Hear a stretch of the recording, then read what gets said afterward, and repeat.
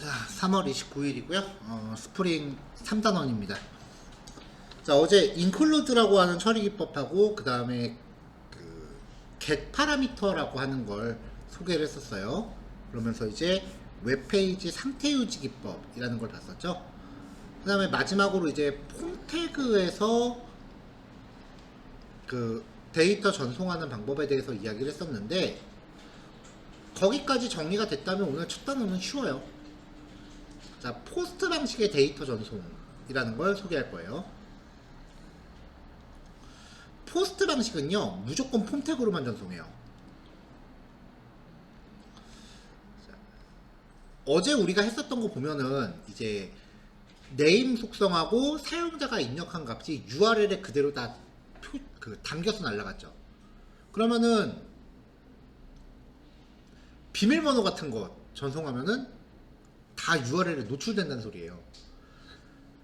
폼 태그에 메소드라는 속성에 포스트라고만 명시해주면은 포스트 방식의 전송이 됩니다. 액션 페이지에서 값을 받는 방법은 전혀 차이가 없습니다.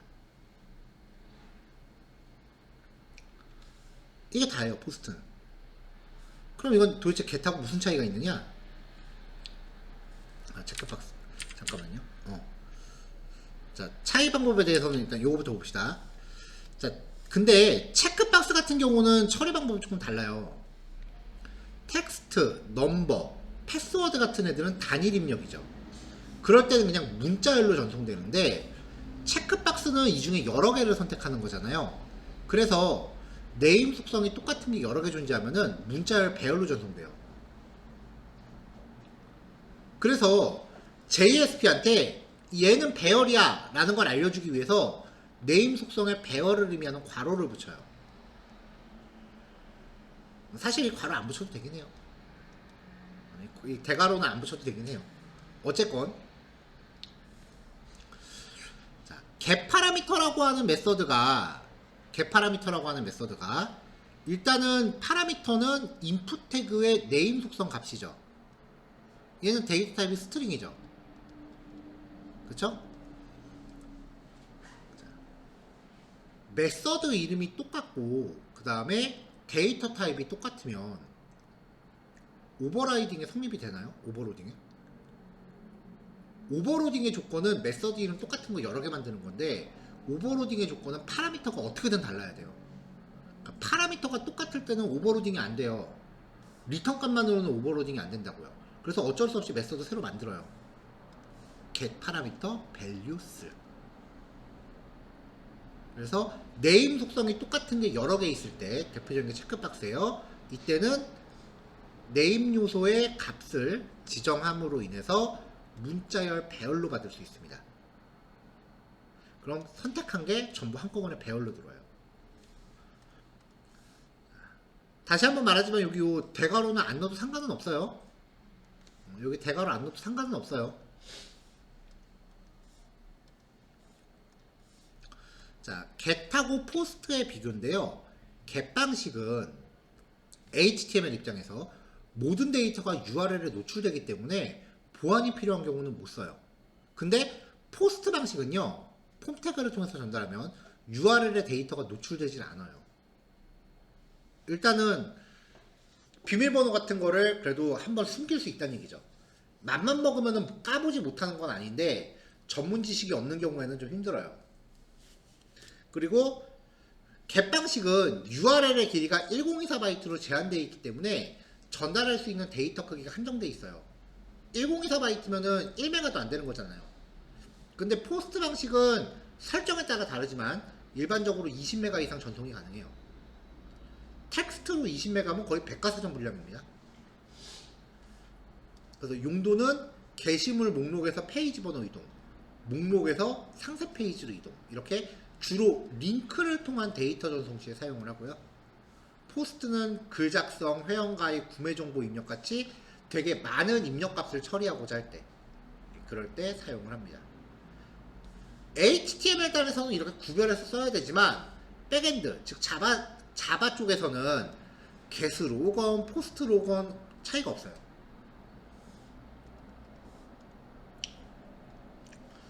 자, 포스트 전송. 자, 포스트 전송은 네임 속성에 포스트라고 반드시 넣어줘야 돼요. 자, 5단원 포스트라는 폴더 안에 from.jsp입니다. 액션은 to.jsp로 넘겼고요. 유저 네임, 에이지, 젠더, 라디오죠. 라디오는 똑같은 게 여러 개 있어도 그 중에 하나밖에 못 보내요. 체크박스, 페이버, 좋아하는 거라고 이름 붙여서 레드, 그린, 블루. 그러면 여기서 선택한 항목들이 배열로 넘어간다. 그래서 서브밋 누르면 입력값이 전송이 되겠죠. 어제 해봤던 거랑 비슷하죠. 차이점이 있다면 요거, 그리고 체크박스 처리 방법 하나 더 얘기한 거예요. 자, 그럼 화면에 이렇게 나와요. 이렇게 하고서 이제 전송 버튼 누르면 to.jsp에선 자, 일단 HTML 기본 골격 제시했고, 이제 코드가 너무 길어서 PPT 한 페이지 안 들어가요. 그래서 스텝을 나눠서 제시할 거예요. 여기랑 여기가 이제 각각 표시가 될 거예요. 자, 파라미터 수신 처리 부분이에요.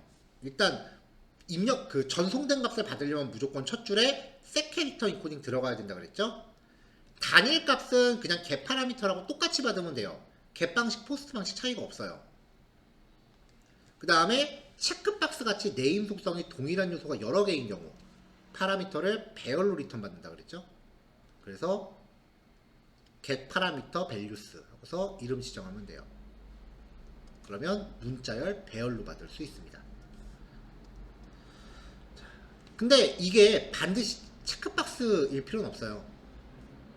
인풋 타입 텍스트도 네임 속성이 똑같은 게 여러 개 있으면 배열로 처리 가능해요.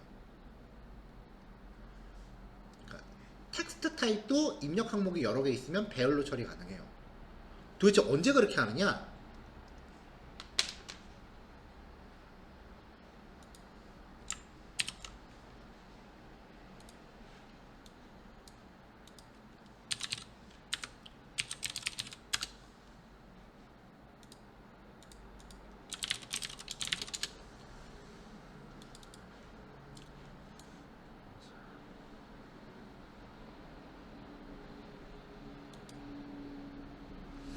자, 지금 요거는 딱 보면 5개밖에 없죠. 이렇게 개수가 처음부터 정해져 있는 경우는 저장 버튼 누르면 요거 딱 전송하면 되니까 상관이 없는데, 입력하는 게 이렇게 추가되는 경우가 있어요.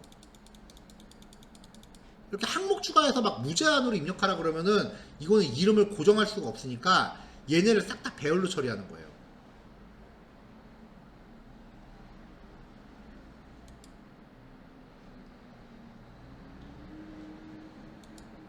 이런 식으로 입력할 수 있는 값의 개수가 제한이 없는 경우, 추가되는 경우, 여기서 이렇게 선택하고 선택하고 이런 식으로 이제 선택하면서 값을 입력하면은 이걸 싹 다 배열로 받아서 처리하는 거죠.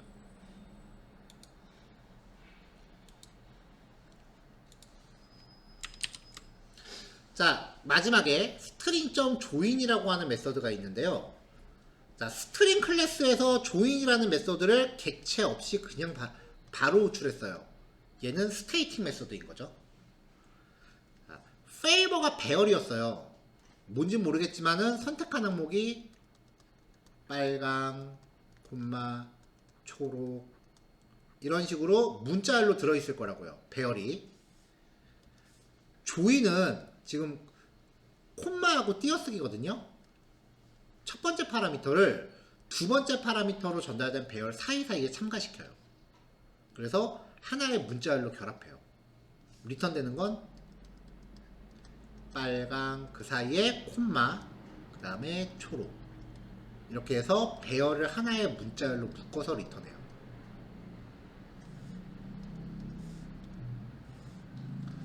자, 수신한 값도 이렇게 쭉 받아서 출력하면은 이제 입력한 값이 확인이 되겠죠. 포스트로 입력받은 거를 만약에 어저께 했던 설문조사처럼 한 3, 4페이지 정도 넘겨서 계속 연속해서 보내야 된다 라고 하면은 input type hidden 쓰면 되겠죠. 어제 다 해봤으니까 뭐 거기까지는 안 해봐도 될 것 같아요. 그럼 이제 포스트 전송은 끝.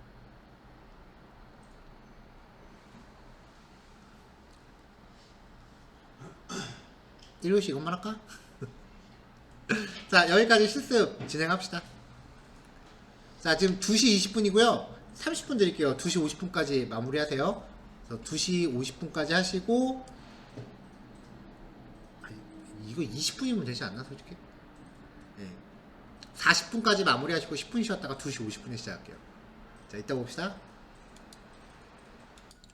자, 다음으로 넘어갑시다. 자, 요번에 이제 포스트 방식의 데이터 전송 두 번째 상태입니다. 어제도 get 방식으로 이제 링크로 처리할 때 링크를 자기 스스로한테 걸어서 여러 개 페이지를 여러 개 페이지 효과를 만드는 거 얘기했었죠. 비슷한 얘기예요. 일반적인 게시판을 보면은 게시판 글 목록이 이렇게 있어요. 여기에 검색을 하면 이 검색 결과는 현재 내가 보고 있는 이 목록에 그대로 반영이 돼요. 보통 카페 같은 데서 게시판 글 검색하면 그렇게 되죠.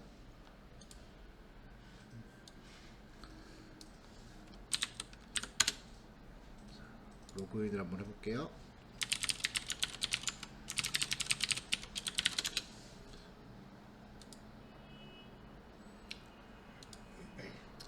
자, 뭔가 이렇게 카페로 이렇게 들어오면 여기서 내가 검색을 했어요. 라고 하면 이렇게 검색을 입력하면은 현재 이 페이지에서 이렇게 바뀌는 거죠. 목록 페이지에서. 자, 이것도 어저께 했었던 거랑 비슷해요. 폼 태그의 액션 속성이 현재 페이지 스스로를 지정하는 형태예요. 그러면 입력값이 자기한테 전송되는 거죠. 자, 이런 걸 만들어 볼게요. 자, 어제 디파트먼트 모델 클래스 만들어 놨었죠? 네, 요거 그냥 그대로 다시 재사용할 거예요. get 파라미터 관련된 단어에서 이미 생성한 거고요. 혹시 없으면 새로 만드시면 되고요. 자, 5단원에서 department.jsp입니다. 마찬가지로 전체 코드 구조 들어왔는데 지금 이 전체 코드 구조 잡는 게 스텝 1이고요. 스텝 2에서 검색폼 만들 거예요. 검색폼 만들어서 이제 서브밋 하면은 액션을 자기 스스로한테 보낼 거니까 검색어가 자기 스스로한테 전달될 거죠. 여기서 받을 거예요. 그 결과를 여기서 뿌릴 거예요. 자, 스텝 2입니다. 자, 포스트 지정하고 department.jsp라고 해서 액션 걸었어요. 그러면은 여기서 input type 텍스트에 네임 속성이 deptno라고 했으니까 여기서 이제 포스트 방식으로 전송을 하면은 여기에 입력한 내용이 자기 스스로한테 전달되는 거죠. 자, 서브밋을 누르면 액션이 스스로이기 때문에 결국 페이지 새로 고침처럼 동작해요. 처음부터 다시 시작한다는 거죠. 자, 그러면 검색어를 입력했다고 칩시다. request.getParameter라고 해서 deptno 받아요. 근데 페이지가 처음 열릴 때는 검색어가 없을 거 아니에요. 그럼 그때는 요 스트링 값은 널일 거예요. 디파트먼트 객체를 미리 널로 선언해 놓고요. 자, 만약에 deptno가 널이 아니고 빈 문자열도 아니라면 뭔가 내용이 있다면 이제 여기서 검색어가 있다라는 거니까 요 빈즈 객체를 뭔가 채워 넣을 겁니다.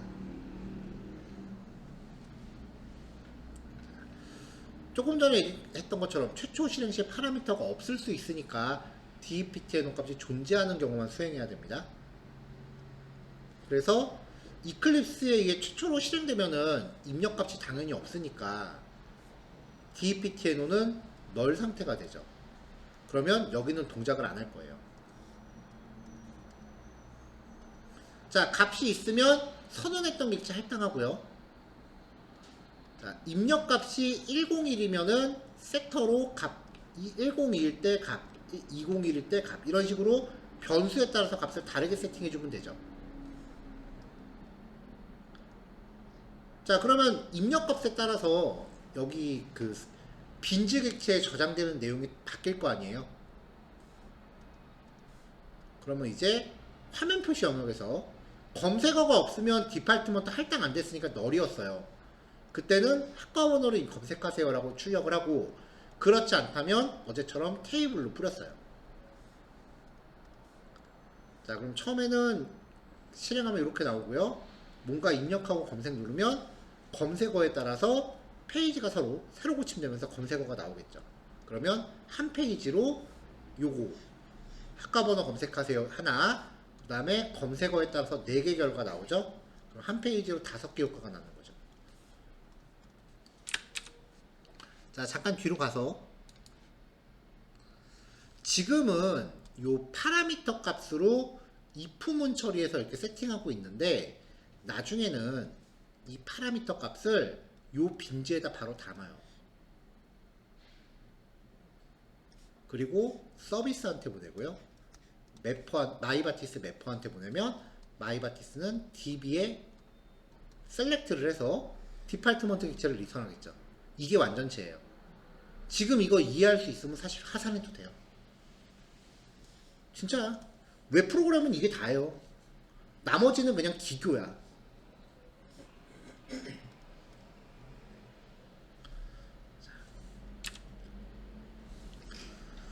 자, 검색어를 입력하면 페이지가 이 검색어가 이제 자기 스스로한테 전달되면서 페이지가 새로 고침된다 그랬죠. 여러분들 폼 태그에 뭔가 입력하고 페이지 새로 고침하면 입력가 어떻게 돼요? 날라가잖아. 서브밋이 현재 페이지 수를 대상으로 이제 수행하면은 페이지가 새로 고침되니까 처음부터 다시 실행되기 때문에 검색어가 날라가요. 근데 보통 검색하면 여기 내가 입력했던 검색어 딱 세팅되어 있죠.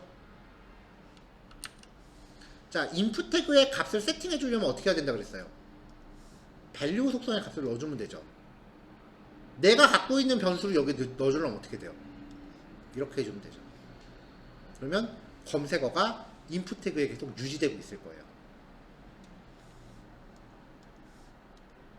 그래서 검색하면은 검색어가 이렇게 짠 하고 계속 세팅되어 있을 겁니다. HTML에서 소스 보기 하면은 여기 value 101이라고 세팅되어 있을 거예요. JSP를 코드를 작성을 하면 웹브라우저로 결과 확인했을 때 JSP는 화면에 뭔가 출력해 주는 게 아니에요. HTML을 만들어 주는 거예요. 화면에 보이는 건 브라우저가 이걸 해석하는 거고. 그러니까 내 의도대로 동작하는지를 확인하고 싶으면 브라우저에서 소스 보기에서 출력되는 HTML을 꼭 확인하셔야 돼요.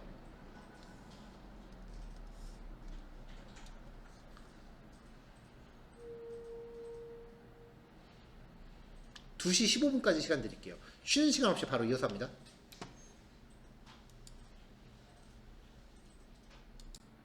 다음 넘어갈게요. 시간이 좀 지체됐네.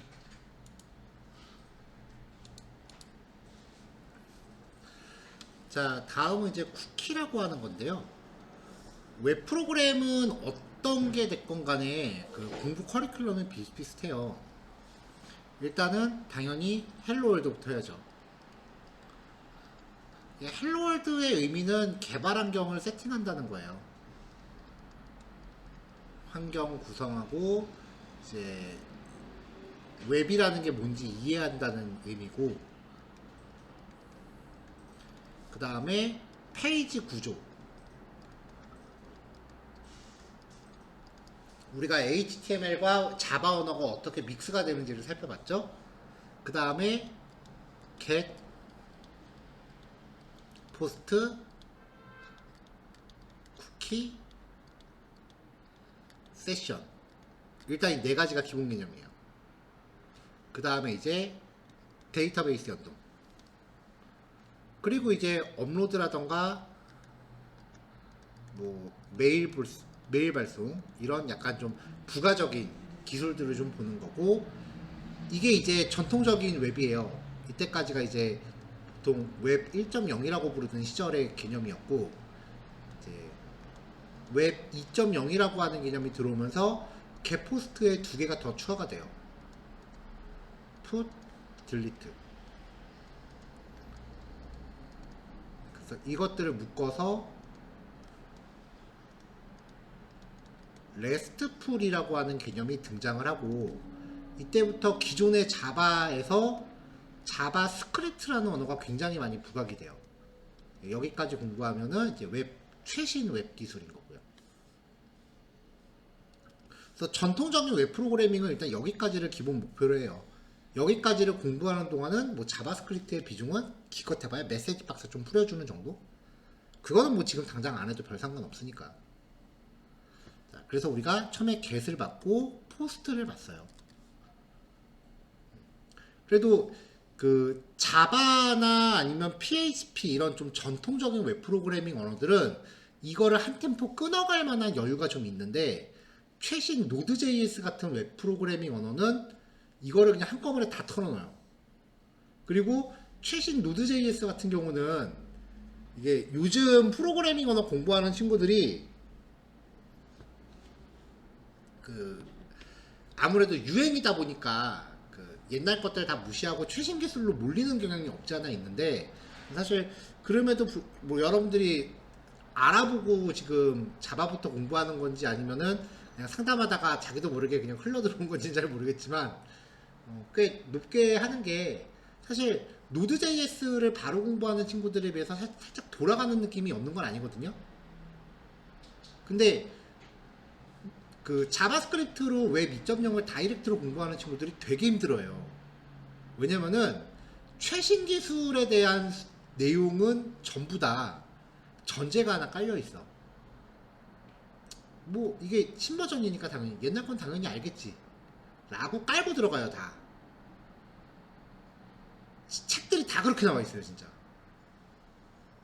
그러니까 이제 새로 공부하는 친구들 입장에서는 갑자기 나는 구구단 공부한 적도 없는데 갑자기 삼각함수 들이대니까 멘붕 오는 거고, 학원 같은 데서 이제 수업을 진행하는 사람 입장에서 나는 삼각함수를 강의해야 되는데 구구단도 모르니까 구구단 설명하느라고 힘든 거고, 이게 되게 그래요. 그러니까 조금 돌아가더라도 기초부터 차근차근 쌓는 결정이 사실 더 좋다고 보기는 해요. 여기선 이렇게 얘기하지만 노드.js 수업 가면 최신 기술이니까 이거 공부하는 게 맞다 이렇게 얘기하긴 하지만, 사실 제 진짜 본내는, 진짜 속내는 지금 얘기한 거예요. 그래서 자바 계열의 웹 프로그래밍을, 그러니까 어차피 다 이 당시에 어깨를 나란히 하던 ASP, PHP, JSP, 이게 웹 프로그래밍 언어 옛날 3대장이에요. 고인물 3대장. 근데 ASP는 지금은 거의 안 쓰고 지금 이제 PHP하고 JSP 두 개가 남아 있는데, 이 둘 중에 어떤 걸 먼저 시작하시건 이 주제는 다 똑같아요. 이 차이야. 이렇게 쓸래, 이렇게 쓸래의 차이예요. 이게 자바고 이게 PHP라고 보시면 돼요. 자바가 똑같은 거 하더라도 타이핑량이 좀 더 많아. 얘는 고인물 중에서도 완전 상권대야. 그래도 이제 어떤 걸 먼저 공부하건 간에 기본 개념은 다 똑같기 때문에 이런 표현법의 차이만 익히면은 나머지 하나는 거저먹을 수 있어요. 진짜 그래요. 저는 ASP를 제일 먼저 시작했어요. ASP에서 PHP 넘어가는데 보름 걸렸어요. 그냥 보름 대충 예제 소스 쭉 보니까 알겠던데? JSP 넘어가는 데는 반나절 걸렸어요. 물론 그때는 PHP를 한 4, 5년 이상 하던 때였어요.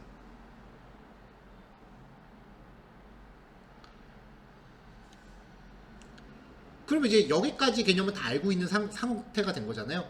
그 다음에 자바스크립트라는 것 자체를 공부하는데 뭐 시간이 좀 걸렸지만, 프로그래밍은 아예 처음부터 다시 익히는 거니까 노드.js라는 프레임워크를 익히는 데는 일주일 걸렸나?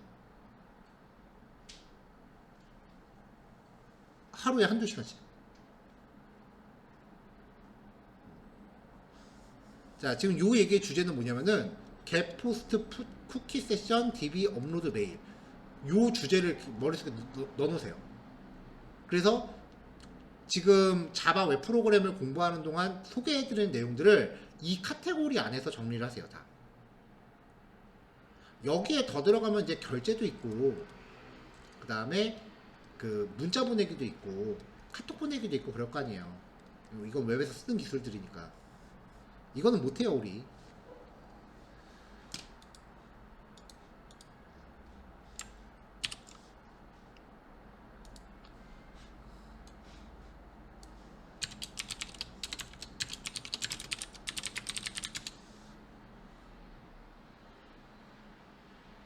한번 알아볼까?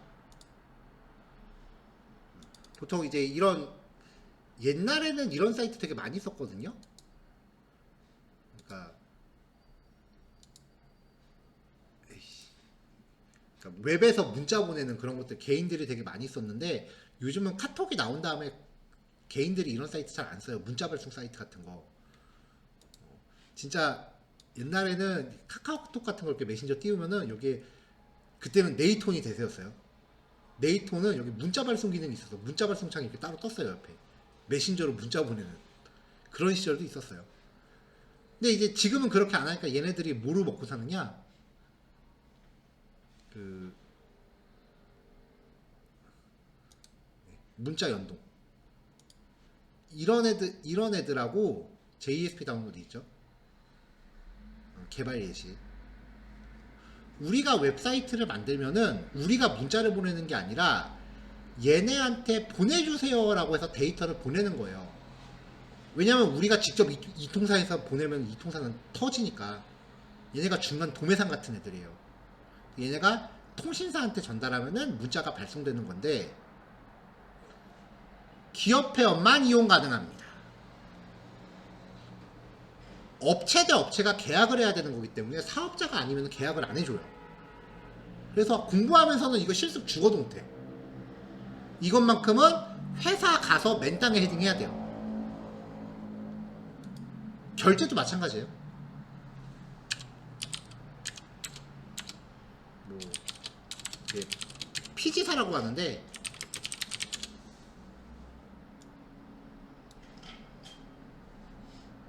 피지 연동하기 뭐 이런 거죠. 연동 과정 살펴보기, 심사 준비 사항. 왜냐면 이거는 돈이 왔다 갔다 하는 거기 때문에 각종 그 금융사들이 그 사이트가 실존하는 건지 와서 검사해요. 일단 완성하고 연동해야 돼. 완성 전부터 준비는 못해요. 그래서 일단 업종 확인부터 한대요. 여러분들 사업자 등록 안 했죠? 결제 연동 못해요.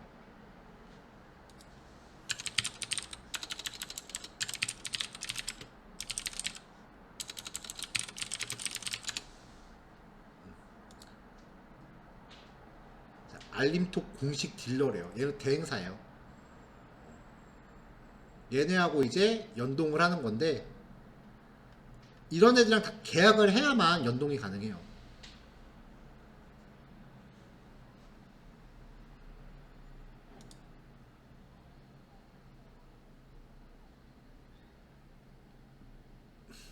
되게 느리다. 그러니까 어쨌건 이런 부분들은 여러분들이 그 포트폴리오 준비하면서 좀 고려를 하셔야 되는 부분들이에요. 왜냐면 아무것도 모르는 상태에서 포트폴리오 준비하는 애들이 제일 많이 오는 게 카카오 로그인 연동, 네이버 로그인 연동, 뭐 알림톡 발송, 뭐 문자 메시지 비밀번호 찾기 하면서 문자 메시지 발송은 본 것만 해서 그런 거 되게 많이 해요. 1도 못 만드니까 준비하지도 마세요.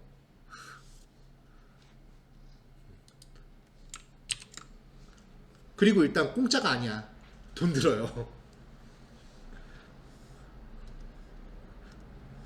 자, 원론으로 돌아가서 이제 쿠키가 뭔지부터 이야기해 봅시다.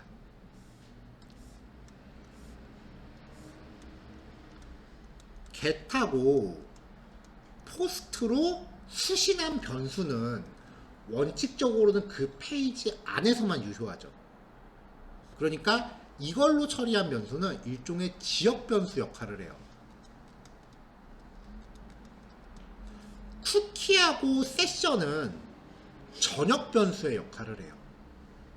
근데 그거를 진짜 우리가 생각하는 변수가 아니라 어딘가에 임시로 그 값을 기록해 놓으면서 페이지 왔다 갔다 할 때마다 그 변수를 그냥 지가 꺼내서 보는 거예요. 그래서 쿠키하고 세션이라고 하는 건 저장하는 방식이나 위치에 따라 좀 차이가 있는데 일단 쿠키는요 웹사이트 방문자 컴퓨터에 저장하는 거예요. 변수 값을 내가 만든 웹사이트에 누군가가 웹브라우저로 접속했죠. 그럼 그 사용자한테 종속되는 변수 값을 사용자 컴퓨터에 저장하는 거야. 만약에 제가 만든 사이트에 여러분들이 접속했다. 그럼 여러분들 컴퓨터에 변수 값이 저장이 돼요. 그것도 텍스트 파일로. 맘먹으면 다 까볼 수 있어요. 장점은 지정된 시간 동안은 브라우저를 재실행해도 데이터가 삭제되지 않아요. 컴퓨터를 재부팅해도 안 날아가요. 그러니까 영구적, 거의 반영구적으로 저장되는 건데 제한 시간이 있다는 거. 물론 이 제한 시간은 개발자가 정하는 거예요.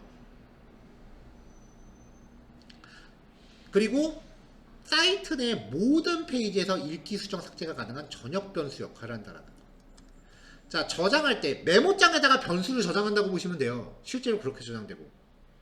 그럼 일단 변수를 구별하려면 일단 이름은 먼저 저장해야겠죠. 변수 이름. 그리고 값을 저장해야겠죠. 근데 한글이나 공백은 저장 못하니까 URL 인코딩을 거쳐야 되고요. 아까 제한 시간 있다 그랬죠? 유효 시간. 그 다음에 그 변수 값이 유효한 도메인도 같이 명시합니다. 명시하지 않으면 기본적으로 브라우저에 표시되는 도메인하고 똑같이 인식이 돼요. 그 다음에 특정 폴더 안에서만 인식되도록 할 수도 있어요. 근데 내가 만든 변수 내가 쓰겠다는데 특정 폴더에서만 그 변수 쓸 수 있다? 뭐가 좀 앞뒤가 안 맞잖아요? 그래서 경로는 잘 안 써요. 근데 유효 도메인은 많이 써요.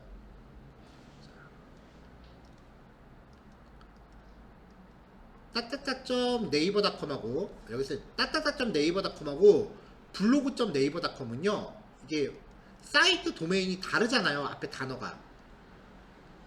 그쵸? 그러면 이렇게 서로 다른 도메인에서 쿠키를 각각 만들면 공유되질 않아요. 그러니까 쿠키는 딱 브라우저에 표시되는 URL에 대해서만 유효한 거예요. 근데 만약에 쿠키를 생성할 때 이 도메인을요 뒷부분만 저장했다, 이 뒷부분만으로 설정했다 라고 하면은 앞부분은 서로 달라도 연동이 돼요. 그래서 쿠키는요 대부분 포털 사이트 같은 곳에서 통합 로그인 구현할 때 많이 써요. 예를 들어서 뭐 대학교 같은 데 보면은 대학교 홈페이지에 내가 학번으로 로그인하면은 도서관 홈페이지, 뭐 학술정보원 홈페이지 이렇게 각각 학과마다 홈페이지마다 로그인 다 연동된다고요. 그런 거랑 마찬가지예요.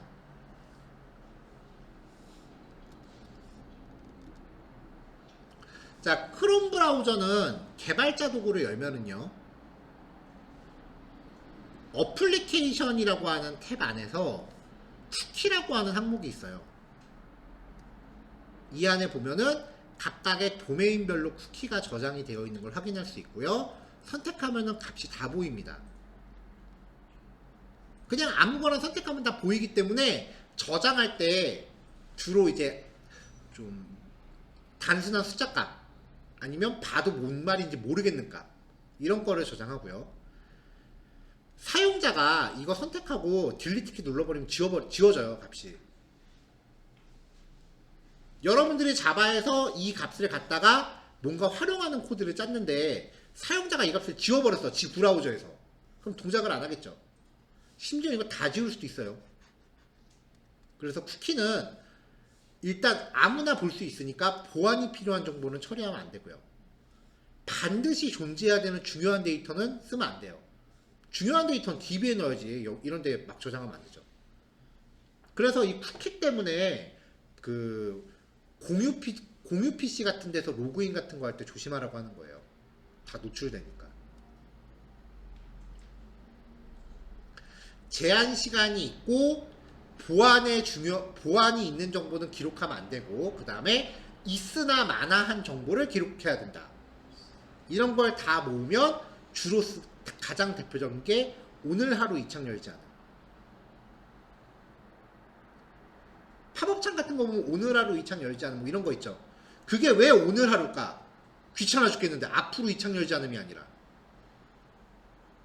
쿠키가 제한 시간이 있어서 그래요. 사용자가 이 창을 열지 않도록 하겠다라는 옵션을 쿠키로 기록하는데 어차피 제한 시간이 있으니까 일정 시간 지나면 없어지거든요. 그리고 마케팅하는 애들이 봤더니 그래도 하루에 한 번씩은 계속 그 주입을 해줘야 마케팅 효과가 좀 있더라. 뭐 그런 것도 이론이 있어요. 그 다음에 쇼핑몰 같은 데 보면은 여기 옆에 떠 있는 거 있죠? 오늘 본 상품. 오늘 본 상품만, 내일 지나면 사라지죠. 그리고 이거는 있으나 마나죠. 이런 정보에서 써요. 근데 쿠키는 사용자 웹브라우저에 각각 저장되는 거기 때문에 제가 오늘 하루 이 창 열지 않으면 체크하면은 여러분들도 같이 안 나오나요? 아니죠. 제가 쇼핑몰에서 어떤 상품을 봐서 이게 옆에 사이드바에 떴어. 여러분도 같이 뜨나요? 아니죠. 개인화 처리에 써요. 개인화 처리를 위한 정보에 사용을 해요.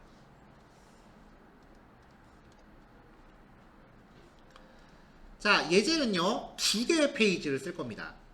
여기에서 뭔가 인풋 태그로 값을 입력할 거고요. 이쪽으로 서브밋을 보낼 거예요. 그러면 여기서 사용자 입력값이 전송이 되면은 파라미터 추출을 할 거죠. 그거를 여기서 쿠키로 저장할 거예요.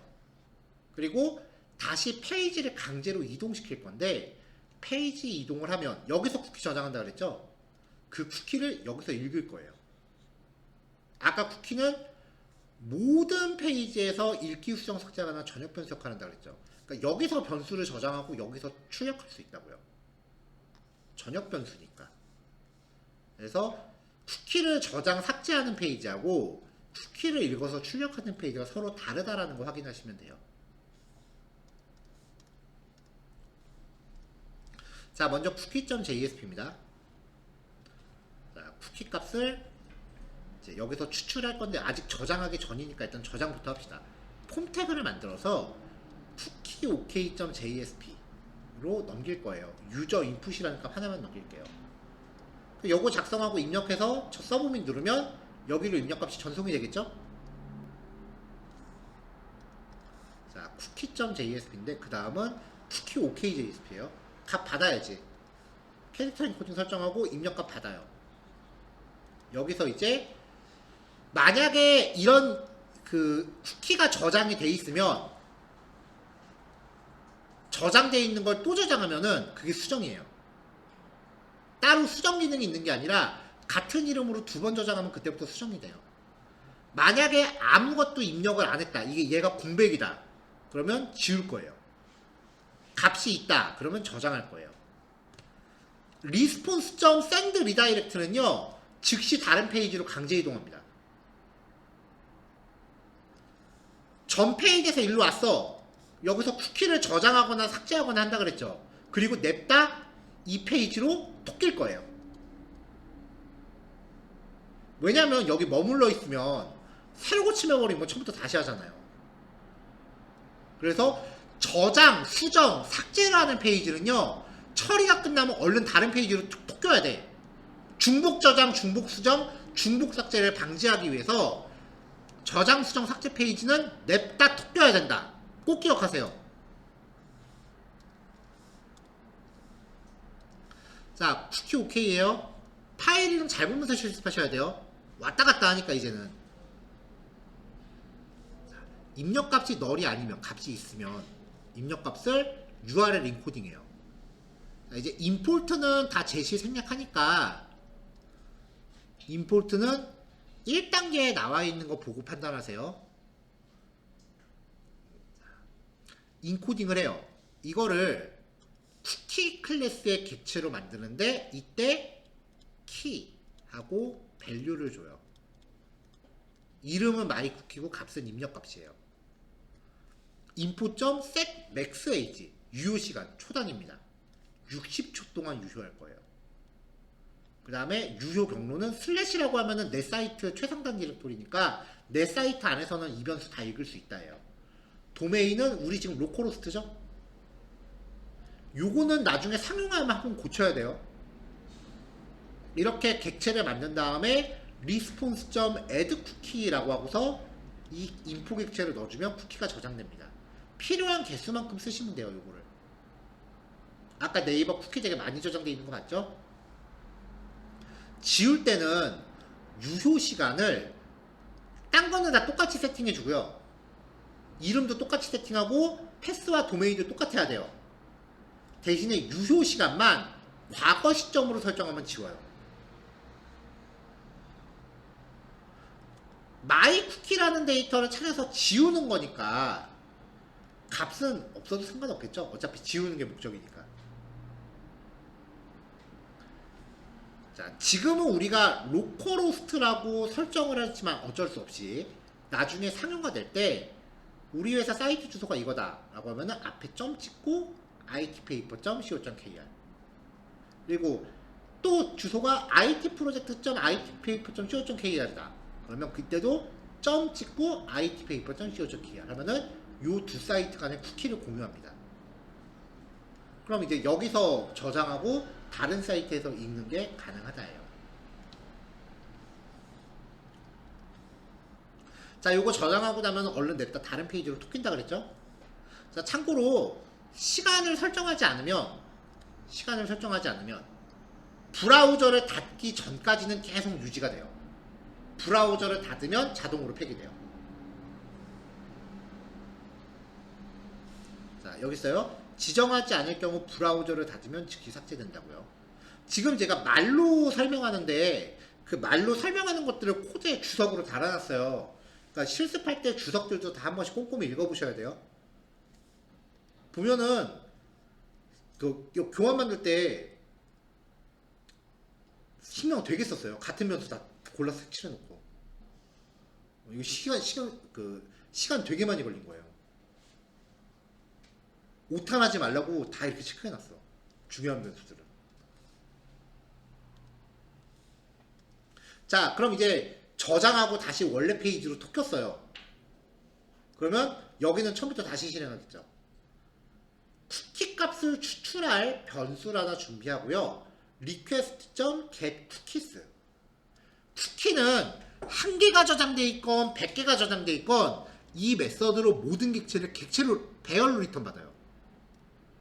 그러니까 아까 myCookie라고 이름 지정했죠. 그럼 이 배열을 탐색하면서 그 이름이 나올 때까지 반복 돌아야 돼.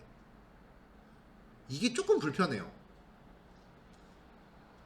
자, 가져온 쿠키 목록이 있다면 배열이니까 길이만큼 반복 돌면서 i번째 항목에 이름을 추출합니다. 여기서 말하는 getName이라고 하는 거는 전 페이지에서 세팅하는 요 첫 번째 myCookie 요거예요. 자, 그 이름이 뽑아낸 이름이 내가 원하는 이름과 같다면 그 i번째 항목의 값을 뽑아요. 근데 아까 저장할 때 인코딩 한다 그랬죠.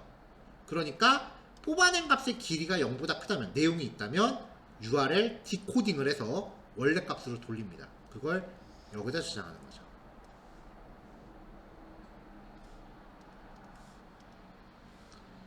자, 그럼 화면에서 이제 myCookie가 널이면 쿠키값 없음, 그렇지 않으면 쿠키값 출력. 자, 해서 실행하면 처음에 뜨면 이제 값 없음 이렇게 뜰 거예요. 뭔가 입력하고 저장 누르면 어딘 그 액션 페이지로 가서 저장하고 다시 원래 페이지로 돌아오죠. 그게 요 화면이에요. 저장되니까 들어올 거예요. 60초 안에는 브라우저를 새로 고침을 하건 브라우저를 닫았다 다시 열건 계속 유지가 될 겁니다. 근데 60초가 지나면 저장된 변수가 자동으로 삭제됩니다. 자, 테스트 한번 볼게요.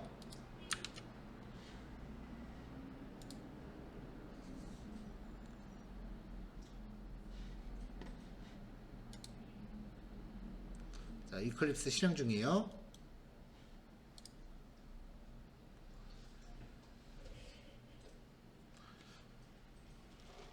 와, 이클립스가 되게 느려졌구나.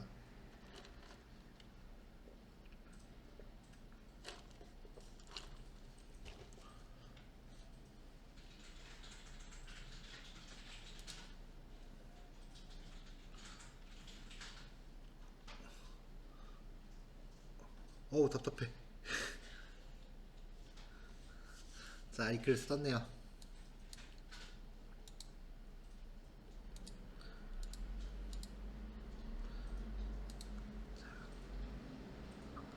자, cookie.jsp를 처음에 실행을 시킬게요.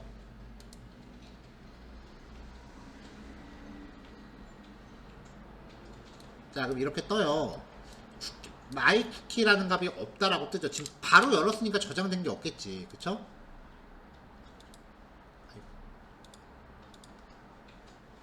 자, 여기 어플리케이션 탭에 보면은 쿠키라고 있어요. 여기 항목 보면은 지금 사이트 주소만큼 뜨죠. 요거는 이제 JSP가 기본적으로 만드는 어떤 값들이고요. 여기서 이제 뭔가 입력을 하겠습니다. 안녕하세요 라고 저장을 할게요. 그러면 아까 마이 쿠키라고 저장했잖아요. 저장하는 과정에서 URL 인코딩돼서 저장해야 돼요. 그러니까 꺼내서 쓸 때는 다시 원래대로 디코딩을 해야죠. 아무것도 입력 안 하고 만약에 다른 내용을 입력하고 저장하면은 이걸 덮어 쓰니까 그게 수정이에요. 이렇게. 근데 아무것도 입력 안 하고 저장 누르면 우리는 이 값을 삭제하도록 짜놨습니다. 값이 지워졌죠? 자, 다시 안녕하세요. 이렇게 하면 60초 안에는 새로 고침을 하건 아니면 아예 브라우저를 껐다가 다시 켜도 남아있다고요. 근데 60초가 지나면 아직 60초 안 남았나? 자, 계속 지금 새로 고침하고 있는데 60초가 지난 시점이 되면 자동으로 지워질 거예요.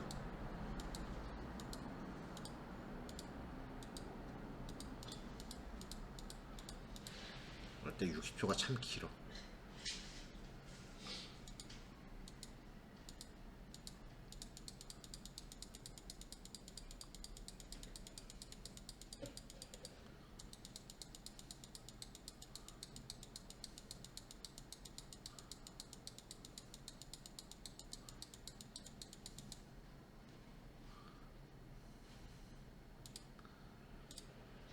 지워졌죠. 아유, 길다. 자, 이거랑 비슷한 게 이제 요거예요.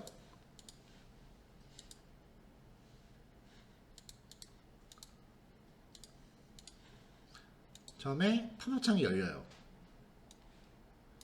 이거를 체크하고 닫기를 누르면은 이게 실제로 닫는 게 아니라 액션 페이지로 넘어가는 거예요.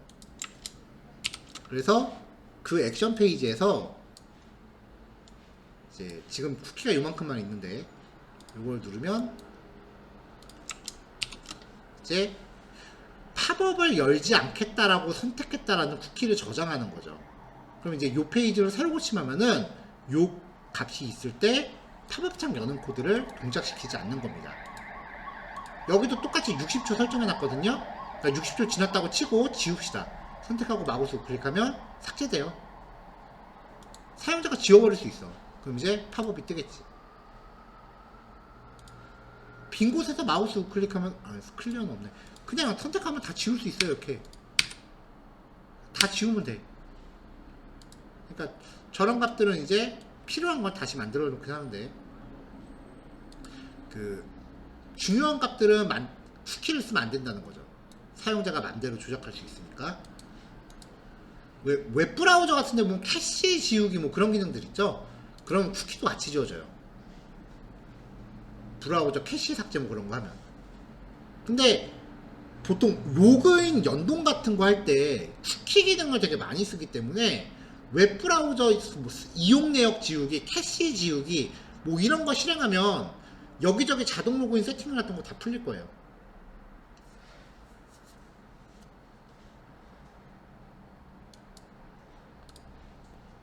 자, 팝업창 여는 거는 이제 다음 단원 예제로 진행을 할 거니까 일단은 여기까지만 먼저 해봅시다. 자, 일단 10분 쉬었다가 그럼 4시까지 쉬시고요. 그 다음에 실습 시간은 30분 하려 합시다. 4시 반에 시작할게요. 자, 다음 넘어갈게요.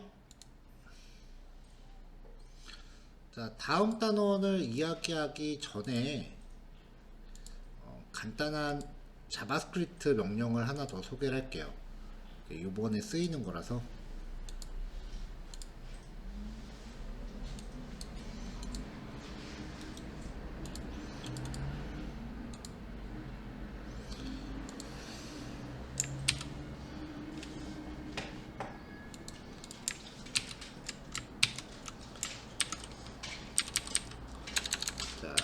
hello.html 하나 만들었고요.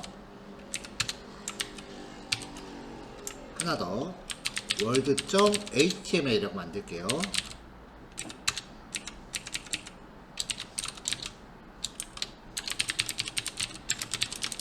자, world.html은 요 정도만 코딩할게요. 그 다음에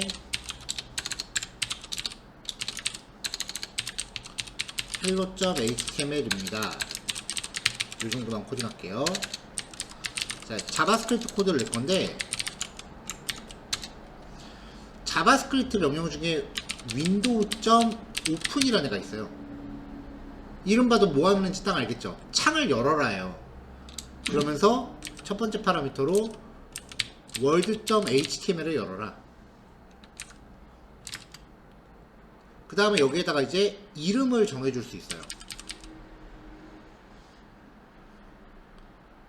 이게 새로 열리는 창의 이름이고요.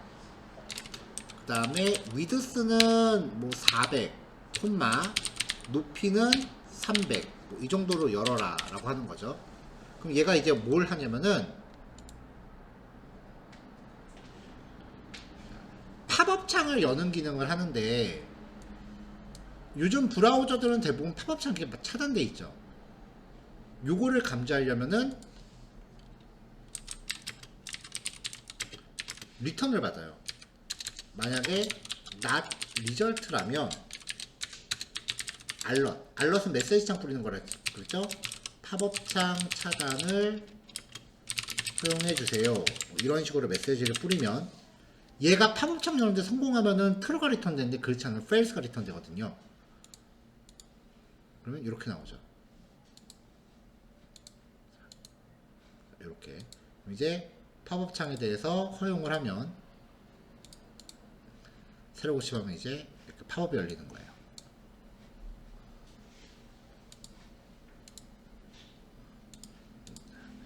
자, 요 팝업 창 열 때 얘가 JSP로 만들어진 거여도 상관없고요. 여기에다가 변수를 보내도 상관없어요. 자, 그 다음에 이게 자바스크립트라고 하는 소스 코드이긴 하지만 전체적으로 봐서는 HTML에 들어가 있는 거기 때문에 이거를 JSP 블록으로 묶어서 if 어쩌고저쩌고 블라블라 주고 여기를 if를 닫으면 이 스크립트라고 하는 태그 안에 들어있는 요만큼의 코드 블록은 먼저 자바의 if문을 통과해야만 웹브라우저에 노출이 될 거예요. 만약에 자바 if문을 통과 못하면 얘는 브라우저에 노출이 안 될 겁니다. 자, window.open 창 이름 가로 크기 세로 크기.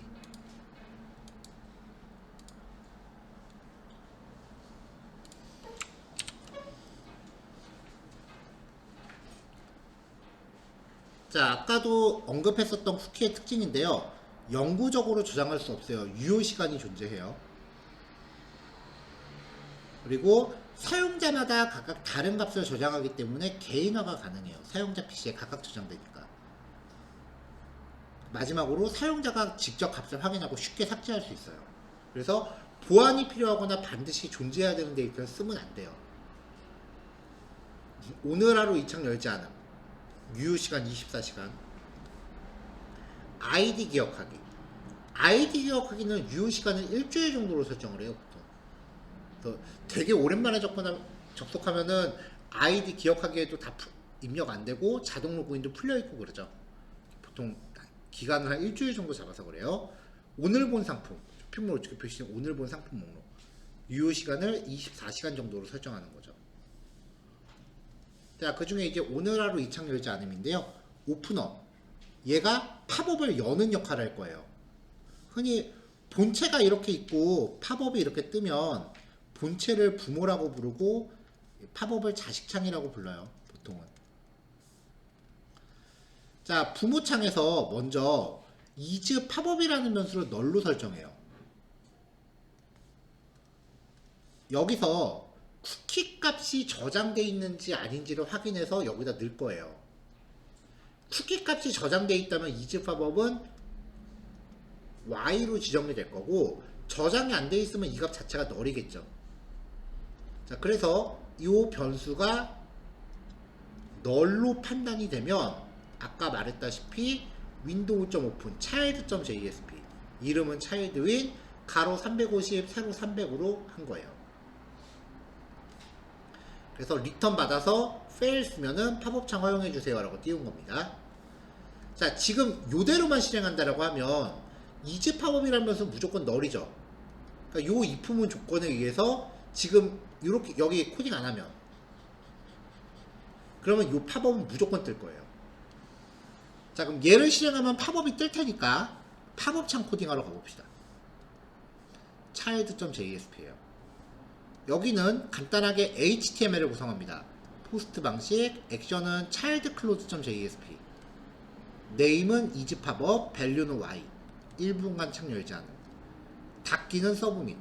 닫기를 누르면은 여기에 입력했던 내용이 이 페이지로 전송되겠죠. 자, 지금 부모창이 있고 부모창에서 자식창 팝업을 연 상태예요. 부모가 오픈하고 여기서 얘를 팝업으로 열어서 얘가 child죠. 그게 지금 이 코드라고요. 여기에서 지금 childclose.jsp한테 서브밋을 시켰다라고 하는 거는, 서브밋을 한다라는 거는 액션 페이지로 데이터를 전송하면서 이동한다는 뜻이거든요. 서브밋은 무조건 액션 페이지로 이동을 해요. 데이터를 다 들고 직접 가는 거예요. 그러니까 사용자 입력값을 배달한다고 보셔도 될 것 같아요. 근데 그 배달이 원래 페이지에서 뜨는 게 아니라 팝업 안에서 일어난다는 거죠. 팝업을 띄운 페이지가 서브밋 하는 거니까 팝업창 안에서 이루어집니다. 자, 그럼 childclose.jsp, 자, 문자셋 설정하고 얘를 받아요. 체크박스가 하나밖에 없었죠. 그러니까 그냥 개 파라미터로 받은 거예요. 어차피 하나니까. 아까 여기 보면은 오늘 하루 이 창 열지 않은 체크박스가 지금 하나밖에 없잖아요. 배열이 아니라고요. 그래서 get 파라미터로 받았어요. 사용자가 선택을 했다면 선택한 값 y가 전달이 될 건데, 체크를 안 하고 버튼 누르면 이 값 자체가 전달이 안 되니까 얘는 널이에요. 체크를 안 했다면 이 값은 전송이 안 될 테니까 널로 들어옵니다. 그래서 이즈 팝업이 널이 아니라면, 널이 아니라는 건 체크를 했다는 거죠. 그러면은 받은 값을 인코딩해서 이즈 팝업이라는 이름의 쿠키로 저장을 했어요. 60초 동안. 자, 그 다음에 밑에 보면 자바스크립트 있죠. 윈도우.close는 현재층 닫습니다. 팝업이 열린 상태니까 이제 볼장 다 봤으니까 팝업 닫아야죠. 자, 그럼 이제 다시 부모창을 새로 고침하면 이제 is 팝업이라는 값이 저장이 돼 있겠죠. 그럼 부모창의 코드를 보완해요. request.get cookies라고 해서 값을 뽑아요. 가져온 게 있다면, 배열이라 그랬죠. 쿠키는 무조건 가져오면 반복 돌면서 이름을 취득해요. i번째 항목의 이름을 취득했더니 아까 팝업창에서 저장한 is 팝업과 똑같다면 팝업창에서 저장한 쿠키가 있다란 뜻이잖아요. 그러니까 값을 취득해서 값의 길이가 0보다 크면은 디코딩했고 여기에다 넣습니다. 그러니까 이 변수는 팝업창에서 체크를 했다면 여기에 쿠키 값이 저장이 되는 거고, 체크를 안 했다면 요 if문 자체가 동작을 안 할 테니까 여기는 무조건 널일 거예요. 자, 그래서 아까 팝업창 열 때 이 팝업 변수가 널일 때만 이 코드를 노출하라 그랬죠. 근데 여기서 체크해서 쿠키를 기록하면 이 값은 더 이상 널이 아니잖아요. 60초 동안.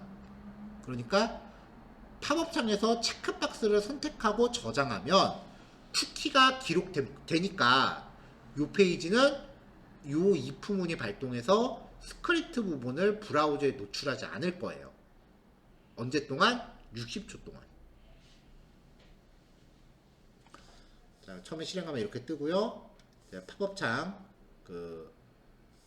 차단 허용하고 나면은 처음에 실행할 때는 이렇게 뜹니다. 근데 이거 체크하고 닫으면 이 팝업창 안에서 서브밋이 한번 발생을 하고, 그 과정에서 is 팝업 이라고 하는 쿠키를 기록을 합니다. y로요. 그럼 다시 여기 본체를 새로 고침하면 얘는 쿠키 값이 저장이 돼 있는지 안 돼 있는지를 검사하니까 쿠키가 저장돼 있으면은 얘를 안 띄울 거예요. 쿠키가 저장이 안 돼 있다면 여전히 얘를 띄우겠죠. 쿠키가 저장이 됐어도 60초 동안은 유효하니까 60초 지나고 나서 새로 고침하면 다시 팝업이 뜰 겁니다. 자, 여기까지 정리 가능할까요?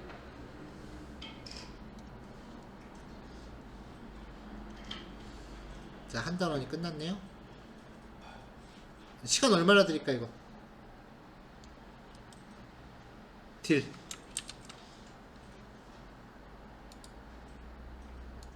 오케이. 마지막 교시니까 30분 드릴게요. 5시 10분 해봅시다.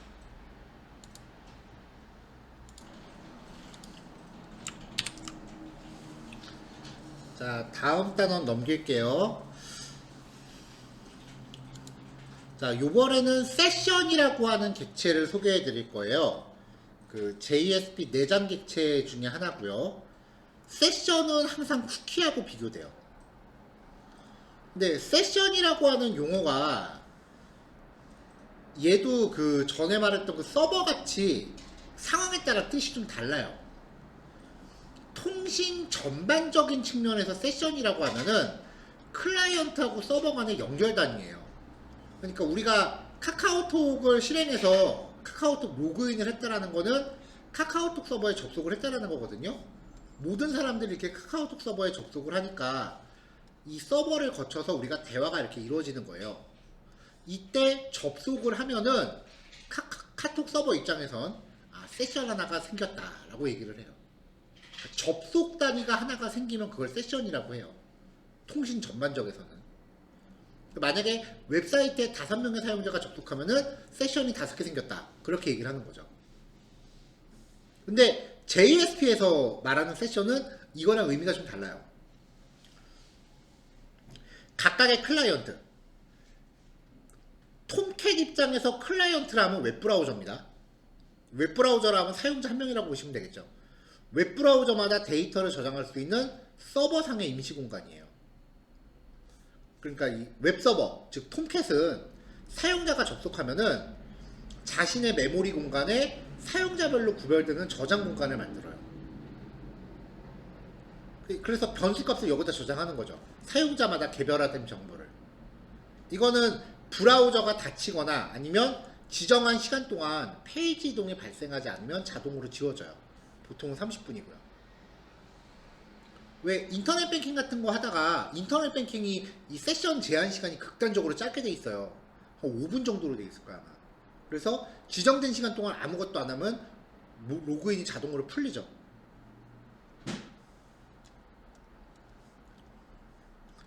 자, 세션하고 쿠키, 지속성. 쿠키는 이제 지정된 시간 혹은 브라우저가 웹사이트에 접속되어 있는 동안 변수값이 유지돼요. 시간을 설정하면은 그 시간 동안 유지가 되지만 시간 설정 안 하면 브라우저가 접속되어 있는 동안 유지되고 삭제된다 그랬죠. 근데 세션은 브라우저가 웹사이트에 접속되어 있는 동안만 유지돼요. 그 다음에 저장 위치. 쿠키는 사용자 컴퓨터. 세션은 웹서버가 직접 자기 메모리에 저장해요. 그러니까 여러분들 컴퓨터에서 톰캣이 가동하고 있는데 여기에 100명이 접속한다라고 하면은 여러분 컴퓨터에 100명치의 세션 공간이 생기는 거예요. 변수를 저장하는 공간이. 근데 쿠키는 사용자 컴퓨터에 직접 각각 저장하는 거죠. 그러니까 쿠키 같은 경우는 아무리 많이 저장해도 웹서버 입장에서는 직접 자기한테 저장하는 게 없으니까 뭐 저장 공간상의 부담은 전혀 없어요. 하지만 세션은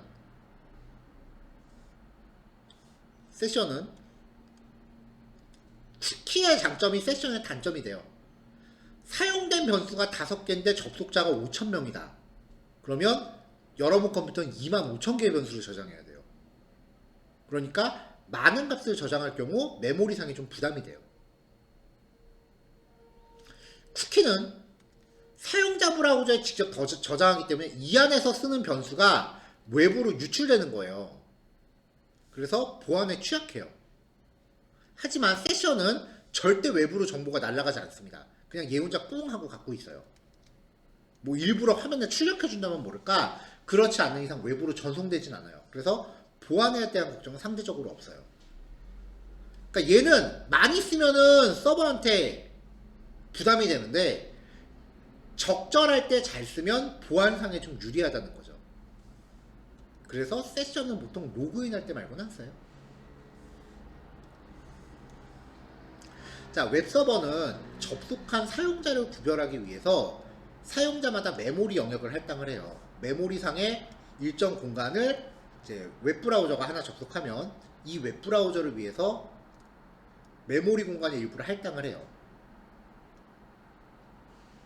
그럼 우리 왜 그 변수 같은 거 할 때 배열 설명할 때 그 메모리상의 위치 값을 전달한다 뭐 그런 얘기 했었죠. 이것도 웹브라우저가 접속했을 때 메모리 공간을 할당하면 나중에 이 메모리의 위치를 인지해야 되니까 이 메모리상의 위치를 어딘가에 이제 보관을 해야 돼요. 그래서 이거를 웹브라우저에 쿠키를 구워요. 서버 컴퓨터 상의 메모리 위치를 웹브라우저의 쿠키에다 구워요.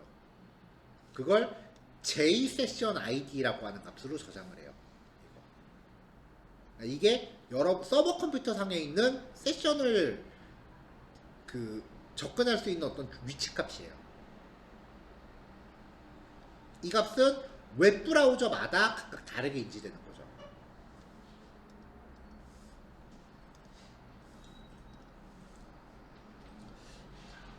자, 웹브라우저가 이제 웹사이트에 접속을 하면은 그 JSession ID라는 값을 생성한다 그랬죠. 그게 세션 영역에 대한 위치 값이에요. 각 접속자마다 할당되는.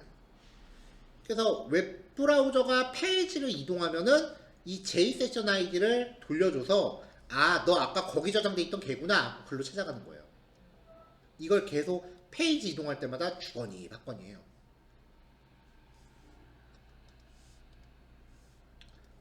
근데 이런 사족 다 빼고 나면은 그냥 보안상 안전한 전역 변수 그렇게 인지하셔도 상관은 없어요. 자, 7단원 예제는 아까 쿠키 첫 번째 예제랑 동일합니다. 자, 스텝 1 입력값을 받기 위한 폼을 준비했고요. 입력하면은 이 페이지로 입력값 전송할 거예요. 그럼 거기서 세션을 저장하고 다시 일로 돌아올 거예요. 여기서 이제 세션 값을 추출할 거예요. 쿠키는 쓸 때 객체 만들고 반복문 돌고 막 난리를 쳤죠. 자, 세션 OK예요. request.set 캐릭터 인코딩. 세션 유효 시간 설정. 얘는 분단위예요. 자바는 기본이 5분이더라고요. 그러니까 이거를 설정 안 하면은 5분으로 인식되는데 그 말이 뭐냐면은 5분 이내 페이지 이동이 없으면 세션 정보가 폐기된다는 뜻이에요. 자, 유저 인풋이라는 이름의 입력값을 받습니다. 입력값이 널이 아니고 공백이 아니라면, 즉 입력값이 존재한다면. 세션은 쓰기 되게 쉬워요. session.set attribute 이름 값 끝. QPM에서 되게 쉬워요, 쓰기가. 저장할 때는 session.remove attribute 저장했던 이름. 그럼 지워져요. 그러니까 여기서는 값이 있으면 저장하고 입력값이 없으면 지우겠죠? 아까랑 똑같은 거예요. 자, 저장 혹은 삭제가 됐으면 첫 페이지 session.jsp로 강제로 이동합니다. 자, 이거는 저장했던 변수 하나만 지우는 건데 만약에 세션을 한 대여섯 개 저장하고 있다. 그래서 전체를 다 지울 거다 라고 하면은 session.invalidate라고 하는 메서드를 호출하면은 전체 일괄 삭제돼요. 이게 모든 사용자에 대해서 다 지워진다가 아니라 현재 사용자한테 종속된 값만 지우는 거예요. 사용자 한 명에 종속된 정보. 자, session.jsp. 자, 여기서도 세션 유효 시간 설정합니다. 이거는 페이지마다 개별 설정할 수 있어요. 요 페이지에서 60분 이내에 딴 데로 가지 않으면 세션이 폐기된다. 그거예요. 자, get attribute라고 해서 이름을 뽑아냅니다. 자, 근데요. session.setAttribute라고 해서 여기 데이터를 지금 스트링을 넣고 있잖아요. 근데 이 setAttribute 메서드의 첫 번째 파라미터는 이름이니까 스트링이에요. 메서드 생긴 것 좀 봅시다.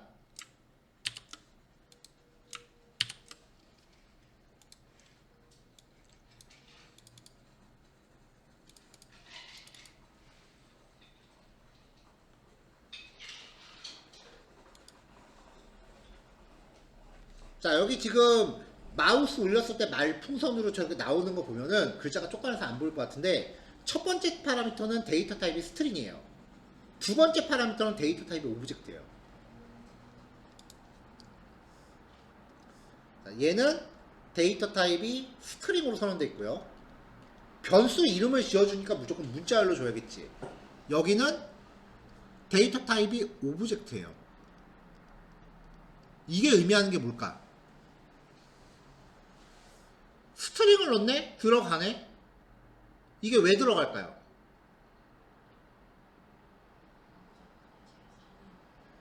뭐라고? 자신있게 질러. 괜찮아. 찍어. 이럴 때 찍어서 틀리면은 기억 오래가요. 괜찮아. 질러.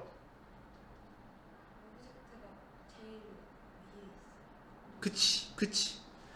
자, 자바의 클래스의 상속 구조에서 오브젝트는 단군 할아버지예요. 모든 클래스의 시초야. 스트링이건 그 어떤 클래스가 와도 조상을 계속 따라가다 보면은 최상위 클래스 오브젝트가 있습니다. 그러니까 모든 클래스는 오브젝트에서 상속을 거쳐요. 딱히 명시하지 않은, 내가 만든 클래스에서 상속을 명시하지 않으면 걔는 오브젝트의 직계자손이 돼요. 자식 클래스의 객체는 부모 클래스로 형변환 가능하다 안 하다? 자식은 부모로 바꿀 수 있다 없다? 있다고 했습니다. 그걸 박싱이라고 하잖아요. 오브젝트로 선언됐다라 함은 모든 클래스의 조상이잖아요. 그러니까 여기에 모든 클래스 타입의 객체를 다 넣을 수 있다는 얘기야. 그럼 여기에 1, 정수값 1, 인트 타입의 a는 1 해서 넣을 수 있다 없다? 넣을 수 있다. 래퍼 클래스로 자동 변환돼서 들어갑니다. 래퍼 클래스 기억나죠? 객체 형변화는 이거예요. 내가 파라미터를 받고 싶은데 파라미터를 정수도 받고 싶고 실수도 받고 싶고 객체도 빈주, 내가 만든 빈주도 받고 싶고 문자열도 받고 싶고 이것저것 다 받고 싶어. 그럼 여러분들이 할 수 있는 거는 오버로드 할래요? 기본 데이터 타입 8개에다가 앞으로 만들 빈즈까지 모두 예측해서 오버로드 할래요? 오브젝트 하나만 춤추면 돼. 그럼 알아서 다 박싱이 돼서 들어간다고요.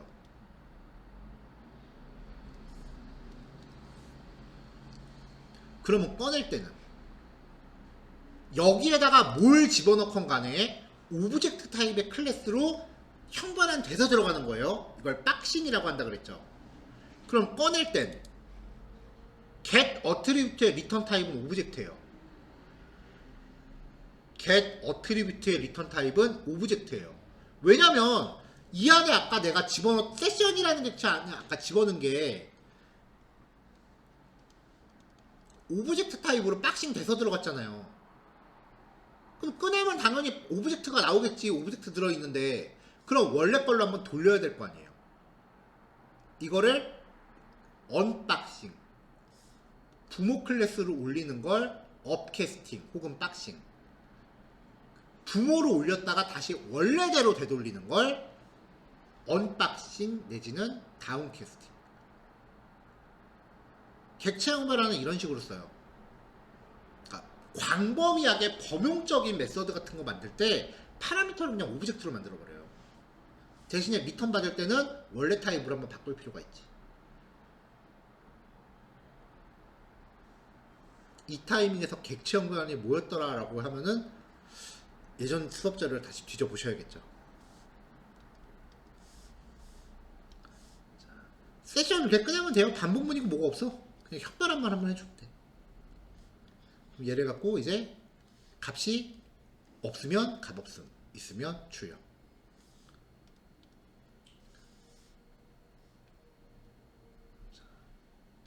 근데 여기에 파라미터가 오브젝트라고 하는 게 시사하는 바가 있어요. 오브젝트라 함은 모든 클래스의 객체를 다 넣을 수 있다는 얘기예요. 더군다나 여러분들이 만든 클래스가 딱히 상속 안 받으면 걔는 오브젝트의 직계자손이야. 못 들어갈 이유가 없어. 그러니까 여러분들이 만든 빈즈 객체를 바로 때려 박을 수 있다는 얘기예요. 근데 빈즈라 함은 멤버 변수 형태로 안에 변수를 여러 개를 내장하고 있죠. 그러니까 여러 개의 값을 저장하고 싶다 하더라도 빈즈로 묶어서 저장하면 굳이 세션을 여러 개 만들 게 아니라 하나만 만들어도 된다는 소리예요.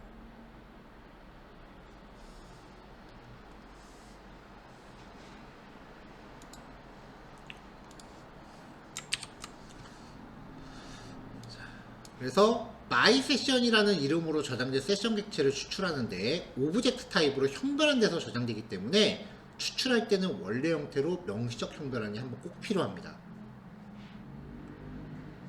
저장할 때는 모든 타입의 객체를 저장할 수 있다 그랬어요. 오브젝트 타입으로 바뀌어 들어가니까 그러면 꺼낼 때는 원래 타입으로 한번 직접 변환을 해서 쓰셔야 됩니다. 값 출력하는 거죠. 그럼 이제 아까랑 동작은 똑같은 형태로 할 거예요.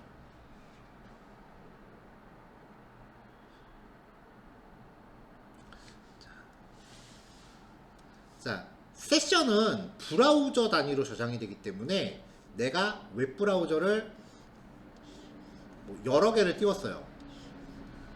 실제로 여러분들 사이트 쓸 때도 그래요. 여러 개를 띄웠는데 그 중에 이 브라우저로 어딘가에 로그인을 해요. 그 말은 그 웹사이트를 통해 세션을 만들었다는 소리예요. 크롬 브라우저를 동시에 여러 개 띄우고 있을 때, 크롬 한 종류의 브라우저를 창을 여러 개 띄우고 있을 때, 그러면 앞에 있는 걸로 이렇게 로그인을 하죠. 그러면은 뒤에 있는 얘로 그 사이트 접근하면은 로그인이 계속 돼 있을 거예요. 그런 경우 있지 않아요? 크롬으로 네이버 로그인하고 브라우저 또 띄우면은 로그인 돼 있어. 왜냐면 같은 브라우저 안에서 결국 하나로 치기 때문에 그래요. 그리고 내가 크롬을 여러 개를 띄워놓은 상태에서 얘로 처음에 가서 로그인을 했어. 얘를 닫어. 그래도 크롬 브라우저가 여러 개 떠있다 그러면 로그인 안 풀려요. 근데 이거 다 닫어. 그럼 풀려요. 크롬하고 엣지를 따로 띄웠어. 브라우저 종류가 다르면 세션 공유 안 돼요. 브라우저 종류마다 구별돼요. 그래서 한 사이트에 내가 로그인을 여러 개 하고 싶어. 그러면 브라우저로 종류별로 로그인하면 돼요.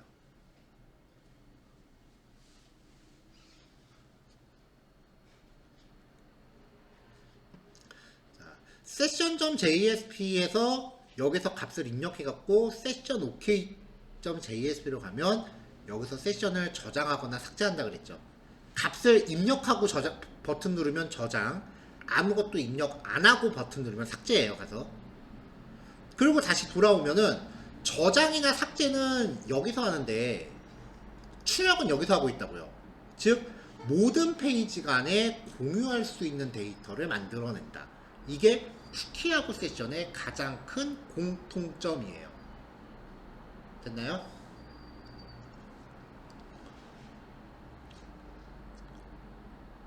이건 내일 합시다. 오늘 요거까지 실습하시고 마무리하면 시간 딱 되겠네요.